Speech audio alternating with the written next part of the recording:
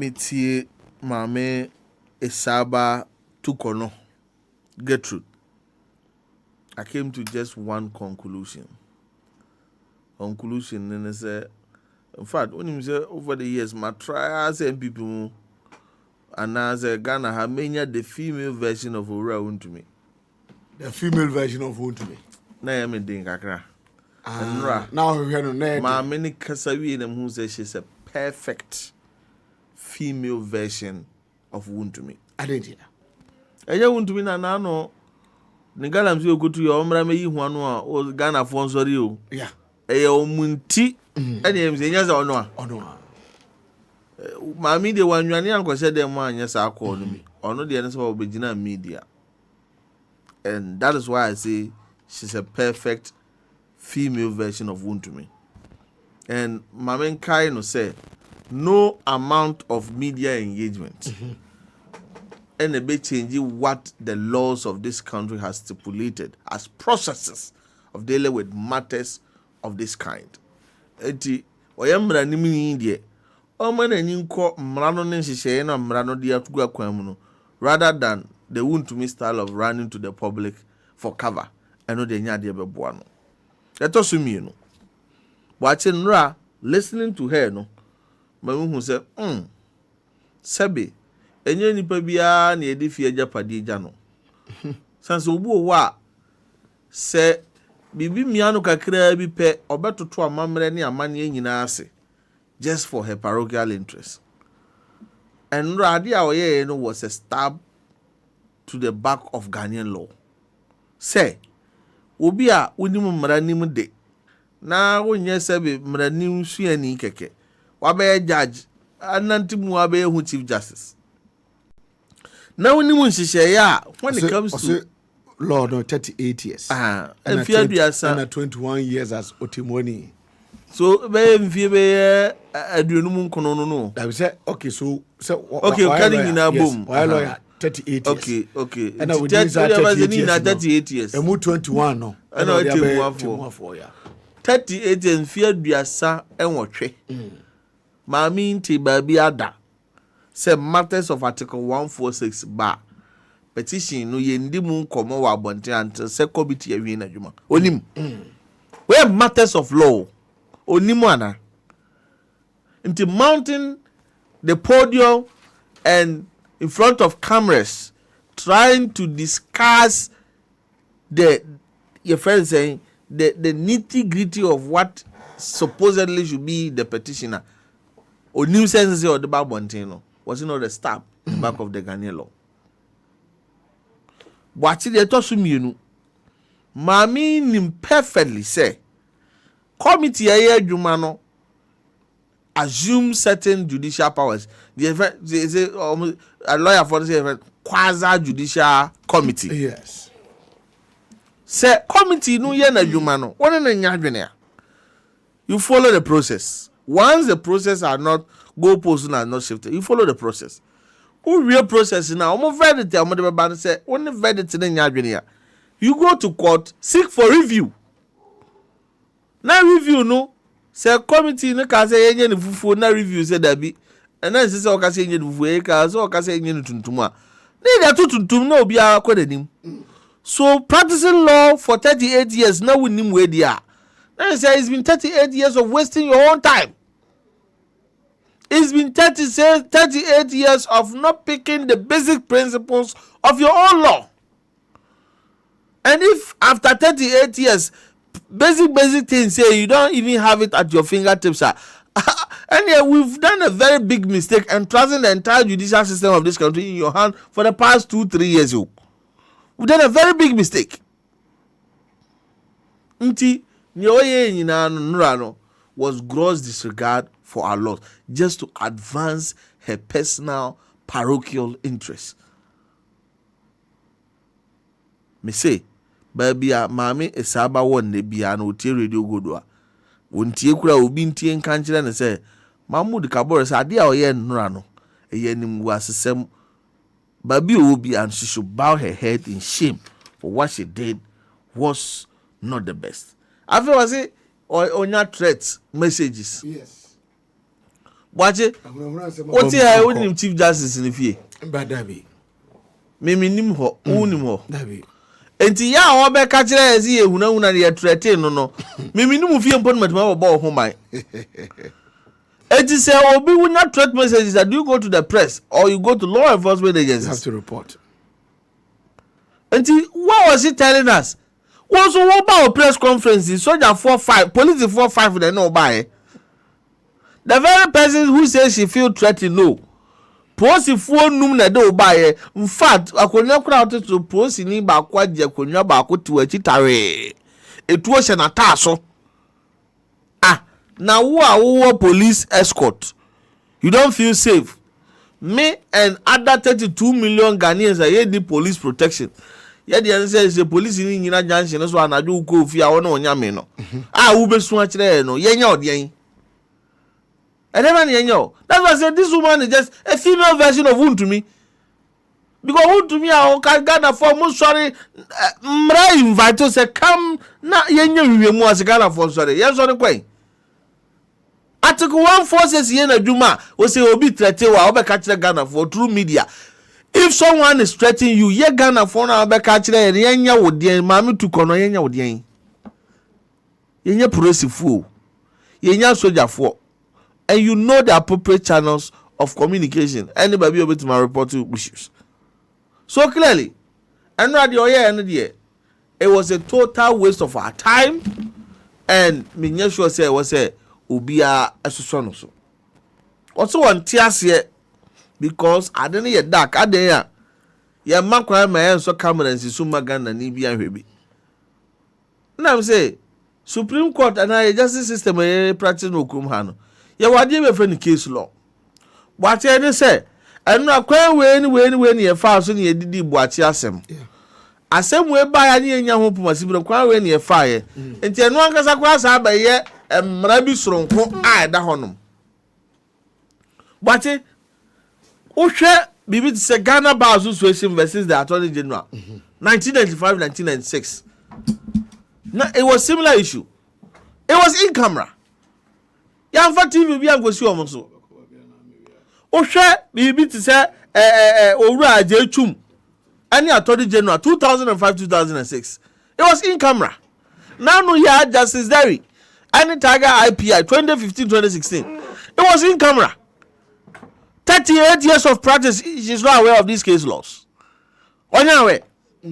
Eti die na ye sronko fire no die no ho a wo pese ye de last silence TV ko so no be ahunu die na ye sronko sabe yes wo trimu fire se ntia mu onku yeah eze kukwa mu se ya bonti onokura ne ye nokure yes wa o se ye go se TV news ye nya lawyer for enti we se anu na lawyer for na wo nokura bia kona onu omuko kan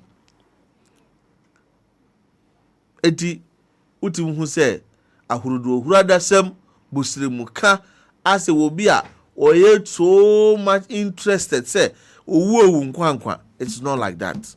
Maame se onye boni a wakuma nto yem so resign maybe I don't even believe in the school of thought or say on resign say asem na aba ene ehwehwemu yesi gina nche ne ehwehwemu so be resign so resign boache ehwehwemu no de be si so no esi na esi ye wadwuma na wo feel say for some reason uni apomudin pa o pese o ja koye kodo banche wo ayi e first e bia so gakope ana kodo body wa santi achiba gogwa o person koye fuoti ma reason obi bi meto aso e different but wa sem no ba na o si e di asem no fiko manisi ase o ba reason we must finish this case na sense na ho be lessons bi ho adesuade bi ho ni nyina yesua nti ba bi edun there's no going back. We must get to the bottom of it. We are innocent. It doesn't have to take you to resign. When you're innocent, you must be fired in your resignation. And I bra someone so baby I don't know what you want fan twa a bit my flato. But here be my minister oko committee the nimkura no aya and some more movie service no san sem no enye nsem a ewo petition no mo Onu wan san wie no. And o san say oh petition no kra no they didn't o ma no copy of the petitions. And ye bisa question back up say. Petition ben na mampani forward ma wo respond here no ne agina so determine prima facie. And so the petition ni bia. O response no it was to what? Your responses were to what? What's the petition question mi say na emu ni asem wa say agina so. Well so say one pakoro no answer say one petition. So what are you saying? Also what provided responses? Based on those responses, asem we dey maame no asem no enye de wo mu nyina ni ye ma prima facie should be established. Na ye to aso enye hwemu aka so. Enti her responses were to what allegations? Social media. No kura san kan ne den. No kure pa de no kure asan bono. Also what TTO radio so say. What TTO radio so? You're politically motivated. When is politically motivated? Fee said na semi ba ye ebe sin ne.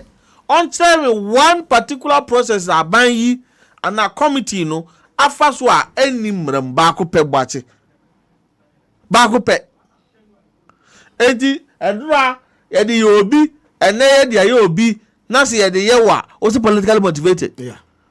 Charlotte say eduru ba bi na the so-called petitioners ni because so omo omo kan ti asefo ho when she demanded for it. Yes, omo omo nya ti asefo.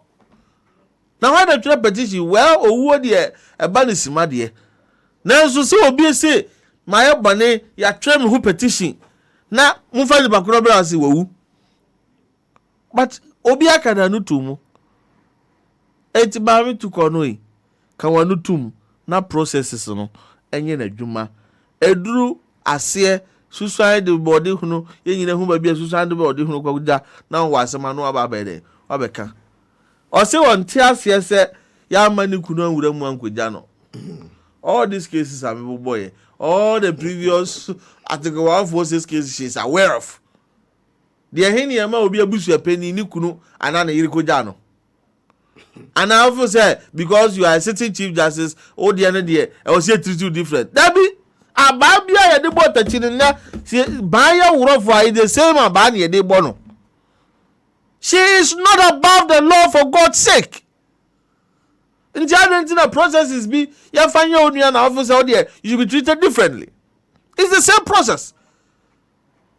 Article 146 case be na aba okrom ha yes oba fa okunu bra oba fa yere bra oba fa ampana bra oba fa abusu apani bra on fa ba ko pemra mi enti.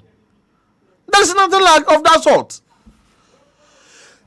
Enti maame no nyai sansem no a odi ba mountain so no ensem wa ni training nine. In fact it is even exposing her more because and somebody be raising her. It is difficult to even believe she was our chief justice.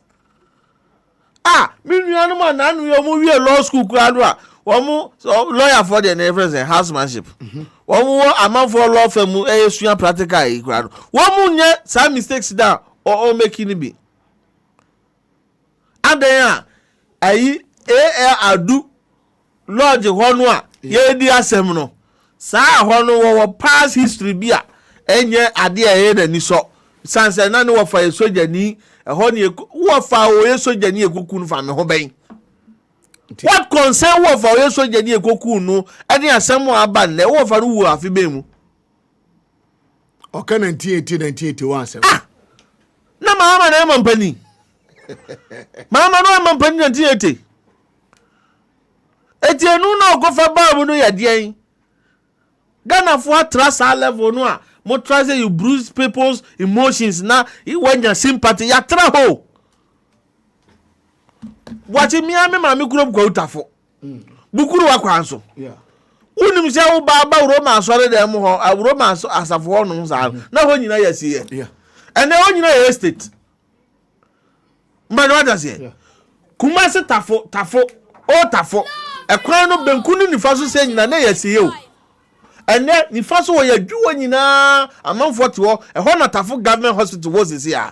Etu ya de na ye do kwa say oh na no me wo fa wuye no ye be sie no ho no na ye be bubu de government hospital tin me ko me de me kokra me ho ntome. I wasem about wo na wo kire ba bi egudi wasem na Kufuado lodge wo siesie lodge ni wie ye na wo man remarks wote sugar coated words or the describe lodge no was we are not just seeing a state of the art edifice in front of us.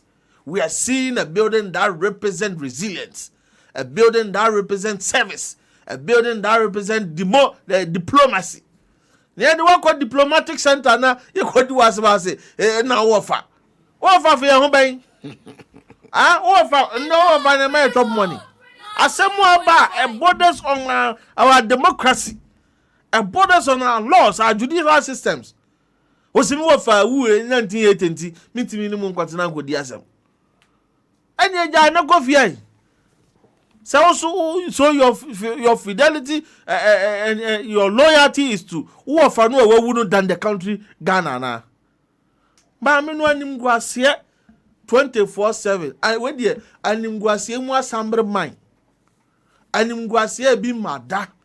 And odi egu no ho animu ase. And enya me wanwa enya boate kra na wodwene no kakra no am ye ka bia. Wo fa kurom obi ani wo ka ho asem. Because asem we no eya hurudu ahura da sem. We emfa patrono ayate so no so. We emfa lord fa ayate so no so. We dollar aba from emfa Ghana for ho obo de omu yan so omu dollar aba from. Now, what was the last time I watched Kuruma? I say Alupre, Lord of Ekra. So, what was the last time? Tiache. Now, Papa, take a car, no for Yates. So, Alupre, no, we are so. That kind of what you go out of our press conference. Engineer Mammy and son. Any woman, one. Watoto Ghana form Ghana Mrase just to advance her parochial interests. Two, and near Manuel Kosuno, and some of the kind of have exposed her. Say she's not even best fit for this job because in 70 people for someone to have practiced law for 38 years should not be making the basic mistakes she was making. Okay. And three, and near man bebre our raising no near ma a dance here or horse or bois and yes sanity into no kure die kura no wansa ma andi nanimu kanya and near obey no nano akwaye near ma just see one time. I say MPP press conference no bina wakwaje copy and watching you change where they know now here in 20 years here. There is nothing like political agenda. Salos do say by and can say most man can say political agenda. I must say processes. Yeah. And we call ye mami to call no asemo ba process chrono an wo namu. So better na emrenen krabia na bechire. So obekwa emrenen krabia na bede. Ebe committee kura wi na dwuma. De ye Ghana for ya kese no. Committee ayeka wase ko nwie omodwuma se be ko benkum se be ko nifa wonim na wa ba hyase esu ese amanfo yie se de me hwe de be himi o timo maboa ara wasem akobi frɛ wase wache etimi de ma me no person o change attorney general na sa attorney general ma me fa kwanya isu na me mo owura Felix Ofosu kwachi abaso. Okay. Since assembly buy you see the posture of the presidency and the government at large. Government are born who modern bia say on fa the home and for sa agro no ekoso abonteno. Okay. Government is following and presidency is following the laws and procedures in the law strictly. And me mo mabaso binim say up until enra ma mi be chiachi aniema na okeka nsem enim guye no. Na ke enti presidency kura no kasa e won so apart from process of the can be lay out. Evidence said no Ura Felix and so Casano. One go into the nitty-gritty of the matter because Mrama Hokwansa or near Mama Mene Kachiano and over for purposes of public discourse and conversation. And I'm saying I talk gun of wood them what chechi mama yenima tene obia who's idea mamma bay yeno Freddy in Indian near say obia who's a mamma idea obey and was dear obia who's idea obey yeno sebe a young 20 enya dia sa asem no yede yadwuma enitre eni nan eni emram wonko oyemranim dia onimra no onko na mra no nye na adwuma mra nye na adwuma we no wasem foforo ka na odi aba nye sa dia de okekan die enya dia de adwuma eyi. Okay, ye na ye homra ye ba ye beto aso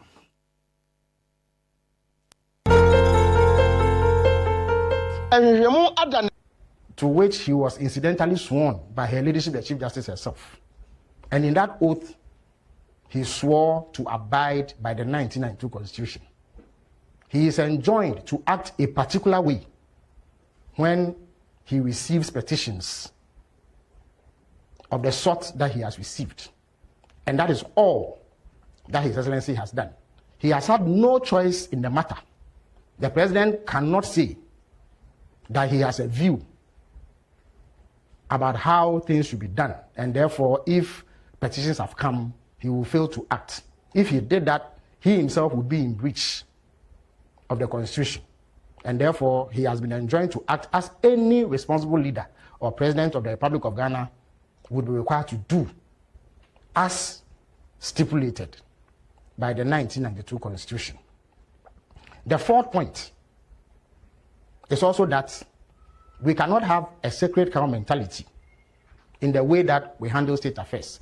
Every single public official, from the president to the speaker to the chief justice to Supreme Court judges to ministers to all public office holders, are bound by the provisions